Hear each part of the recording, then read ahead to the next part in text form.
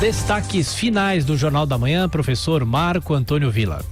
Eu vi algumas menções na imprensa, na nossa imprensa, nos últimos dias, de uma relação, ou uma suposta relação, entre o atual presidente Jair Bolsonaro e o ex-presidente da República, Jânio Quadros, já falecido. E aí, hoje de manhã, eu estava pensando nisso, fui dar uma olhada no que eu tenho sobre o governo Jânio Quadros e uma série de relatos e pensar um pouco na figura do Jânio Quadros. Para os mais novos, que desconhecem o Jânio Quadros foi um brilhante orador, provavelmente certamente um dos melhores oradores da sua geração. Foi candidato a vereador aqui em São Paulo, mas ficou suplente. Quando os vereadores comunistas foram cassados, ele acabou chegando à Câmara Municipal de São Paulo, isso em 1948. Em 1950, foi eleito deputado estadual.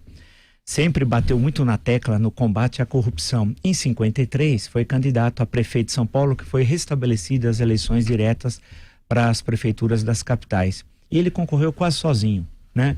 E venceu uma enorme coligação de partidos políticos e foi eleito prefeito de São Paulo. Ficou poucos meses, cerca de 9 meses, né? Foi considerado um bom gestor, apesar da gestão meteórica, e em seguida, em 54, enfrentou seu grande adversário na política paulista, Adhemar de Barros, e venceu as eleições porque foi o mais votado, especialmente nos grandes centros urbanos. Adhemar de Barros era mais forte em cidades menores e tal. E Jânio Quadros fez um governo que à época foi considerado muito bom. Tem uma equipe muito competente que foi nomeada, o mais célebre, o secretário da Fazenda, Carvalho Pinto, que depois foi seu candidato em 1958 ao governo do estado. Não havia reeleição pela Constituição de 1946. E foi eleito governador em 1958 o Carvalho Pinto. E nessa mesma eleição, na época não exigia-se domicílio eleitoral, ele foi eleito deputado federal pelo Paraná. 2 anos depois, foi eleito de uma forma consagradora presidente da República.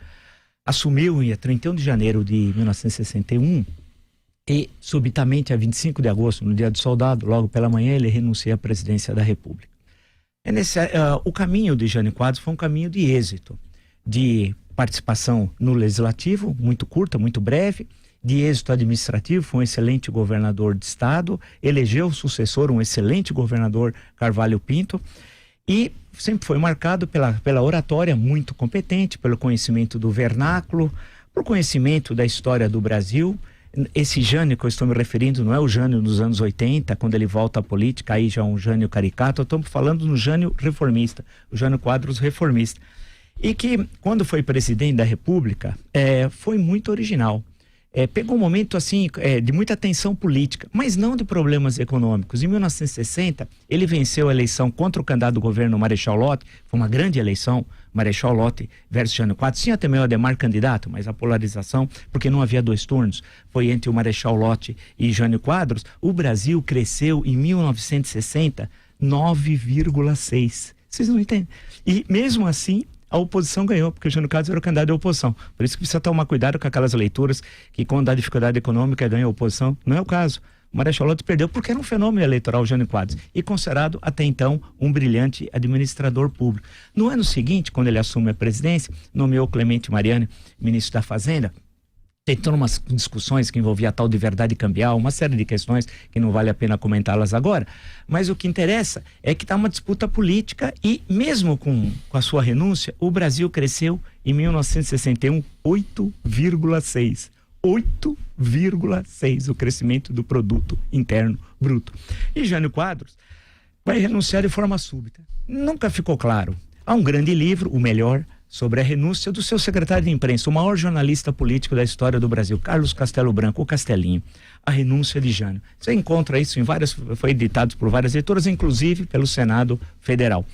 E aí ele tenta buscar, no calor da hora, o grande jornalista, secretário de imprensa do Jânio, entender as razões da renúncia que até hoje não foram explicadas, né? Ou suficientemente esclarecidas, inclusive pelo principal ator, Jânio Quadros, já falecido. É provável, a minha leitura, é provável que ele tenha tentado dar um golpe de estalo ao estilo que o De Gaulle deu em 1958 na França, acabando com a Quarta República, fundando a Quinta República, impondo uma nova Constituição aprovada por plebiscito em França e depois eleito diretamente presidente da República em 62. Pode ser que a influência do De Gaulle, aquele universo, nós estamos em 61, 3 anos depois desses fatos que eu relatei, isso tivesse um pouco na cabeça do Jânio Quadros tal.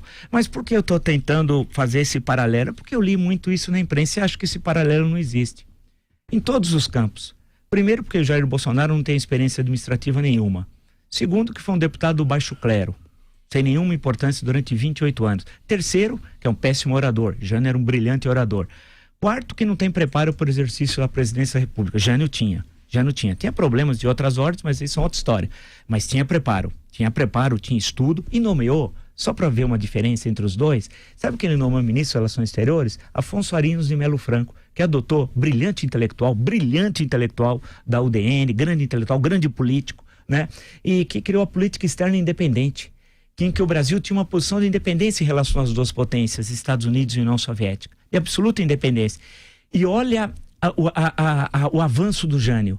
Foi designado o primeiro embaixador negro da história do Brasil para Gana, o Raimundo Souza Dantas, o jornalista Raimundo Souza Dantas. O primeiro embaixador negro da história do Brasil foi Jânio Quadros, que indicou para Gana. E por que Gana? Gana era o símbolo da independência da África naquele momento histórico. Nkrumah foi o líder da independência. Só se falava nisso, que inaugura a era das independências na África em 1957. Raimundo Souza Dantas foi nomeado embaixador em 61, pelo brilhante chanceler Afonso Arinos de Melo Franco. Nós vivemos uma conjuntura diferente, mais uma comparação. Temos Ernesto Araújo, a serviço dos interesses norte-americanos, do imperialismo norte-americano. Não tem política externa independente, tem política externa dependente de interesses antinacionais que colocam em risco a nossa segurança.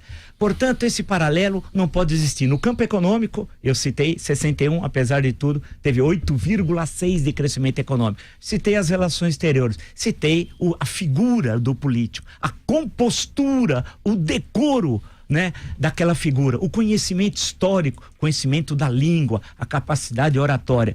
Não há nenhum paralelo. Há só um que poderia ser o perigo da crise política, porque Jânio renunciou sem crise política, num ato pessoal impensado, porque não havia crise.